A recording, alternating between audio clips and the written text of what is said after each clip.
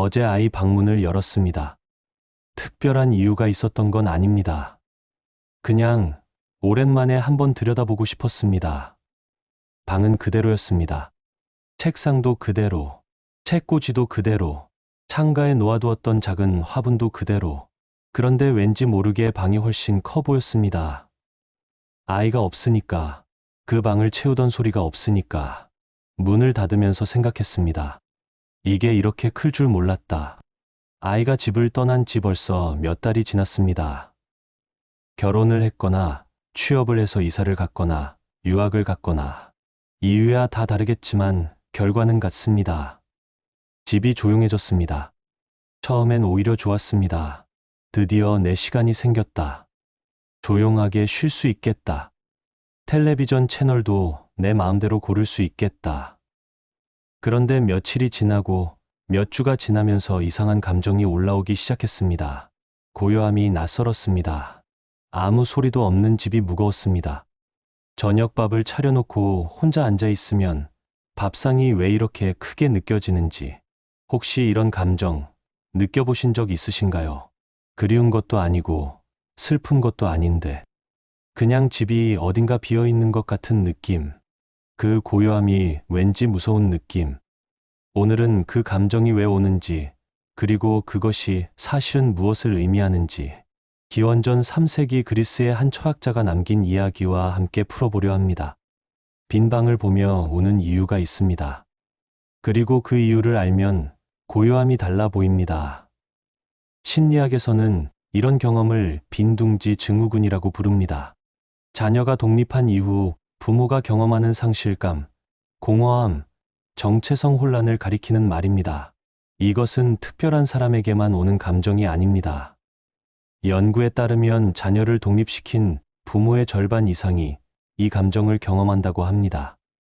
특히 자녀 양육에 삶의 중심을 두었던 분들일수록 더 강하게 느낍니다.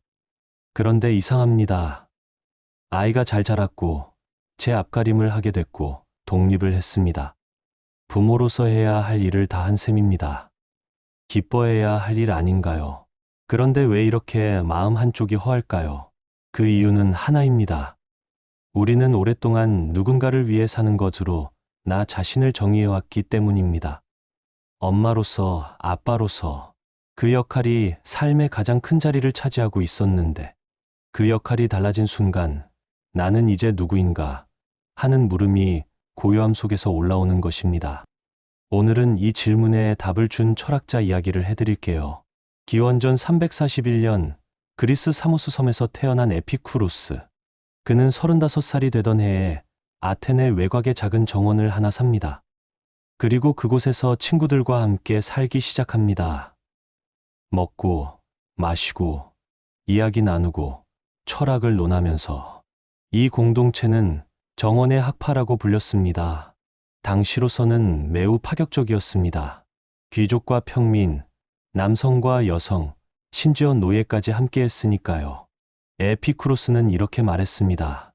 현명한 사람은 쾌락을 좇지 않는다. 고통을 피하는 것이 곧 쾌락이다. 에피쿠로스 하면 많은 분들이 쾌락주의자라고 알고 계십니다. 먹고 즐기고 욕망을 채우는 것을 최고로 여기는 사람. 그런데 이것은 완전한 오해입니다.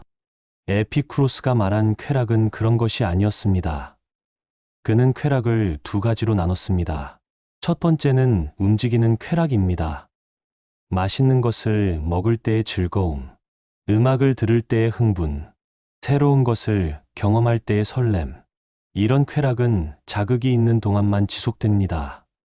자극이 사라지면 쾌락도 사라집니다. 그리고 더 강한 자극을 원하게 됩니다. 에피쿠로스는 말합니다. 이것은 진짜 쾌락이 아니라고. 두 번째는 정지의 쾌락 혹은 안정의 쾌락입니다. 몸이 아프지 않은 상태, 마음이 흔들리지 않는 상태, 아무 걱정도, 아무 불안도 없이 그냥 조용히 존재하는 상태. 에피쿠로스는 이것이야말로 최고의 쾌락이라고 했습니다. 아타락시아, 마음의 동요가 없는 평온한 상태. 그것이 인간이 도달할 수 있는 가장 높은 행복이다. 아타락시아. 그리스어로 흔들림이 없음이라는 뜻입니다. 파도가 치지 않는 수면처럼, 바람이 없는 날의 나무숲처럼 외부의 자극에 흔들리지 않고 고요히 있는 상태. 에피쿠로스는 이것을 얻기 위해 세 가지가 필요하다고 했습니다. 첫째, 기본적인 욕구를 충족시키는 것. 배고프지 않고, 아프지 않고, 안전할 것. 둘째, 좋은 친구들과 함께하는 것. 깊은 우정이 삶을 지탱한다. 셋째, 자기 자신을 이해하는 것. 자신의 욕망을 알고 그것을 다스릴 것. 그리고 이 세 가지가 갖춰졌을 때 비로소 고요함이 찾아온다고 했습니다. 그 고요함이 바로 행복이라고. 에피쿠로스의 정원 공동체는 매우 수박했습니다. 물과 빵으로 하루를 버텼습니다. 가끔 치즈가 생기면 축제처럼 즐겼습니다. 그는 이렇게 썼습니다. 물과 빵을 보내다오. 나는 지금 몸의 쾌락으로 충만하다. 이거 이상의 사치는 필요 없다. 부족함이 없는 것이 아니라 부족함을 느끼지 않는 상태. 그것이 에피쿠로스가 말한 행복의 핵심이었습니다. 에피쿠로스의 이야기를 들으면서 한 가지 질문이 떠오릅니다. 우리가 빈 방 앞에서 느끼는 고요함은 에피쿠로스가 말한 아타락시아일까요? 아니면 그 반대일까요? 처음엔 후자처럼 느껴집니다.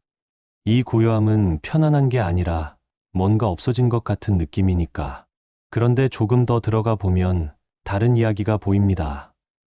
우리가 이 고요함을 무섭다고 느끼는 이유는 고요함 자체가 나쁜 게 아닙니다. 우리가 그 안에서 마주치는 것이 낯설기 때문입니다. 그것은 바로 나 자신입니다.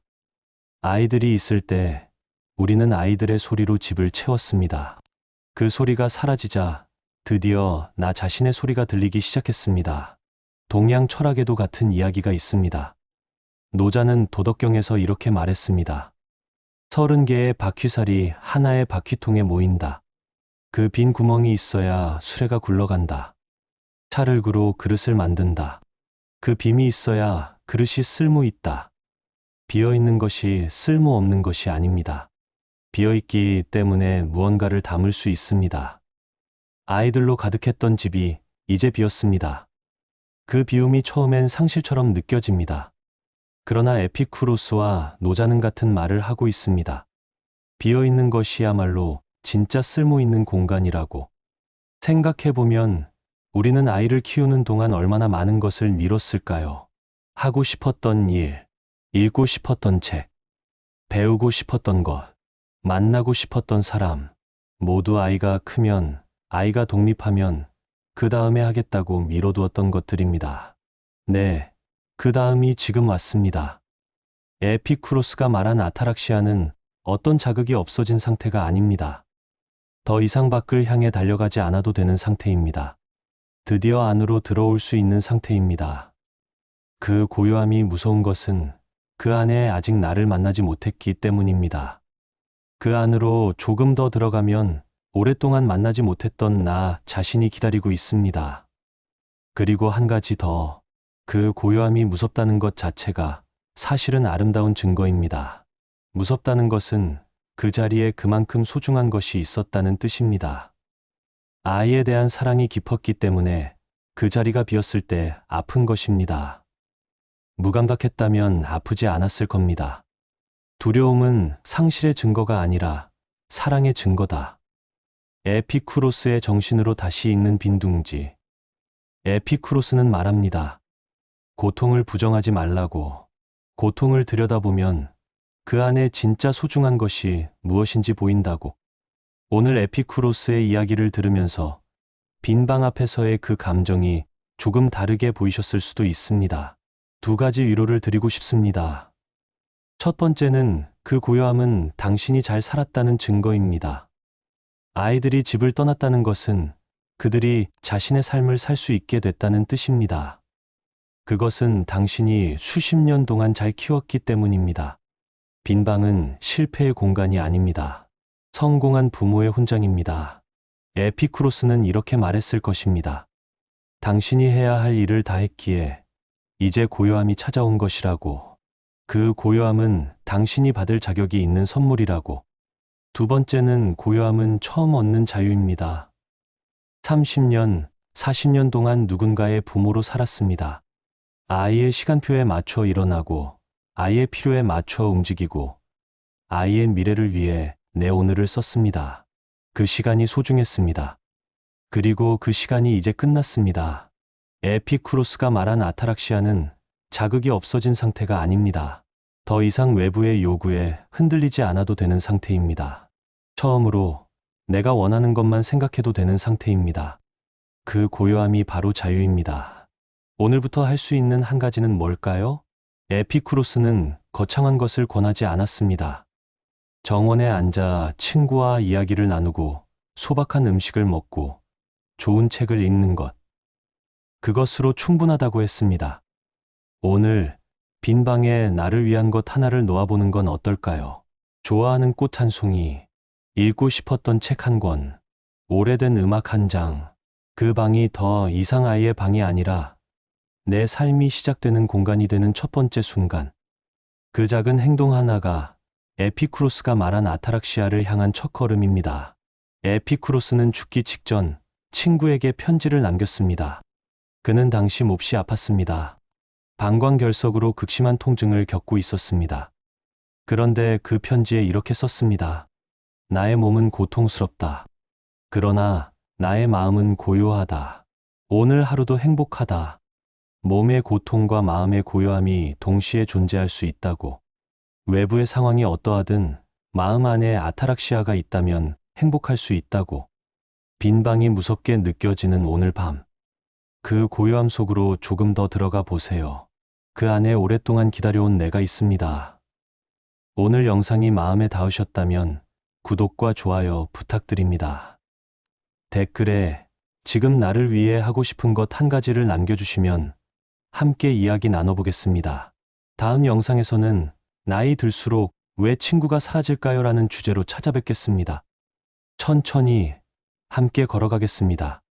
고맙습니다.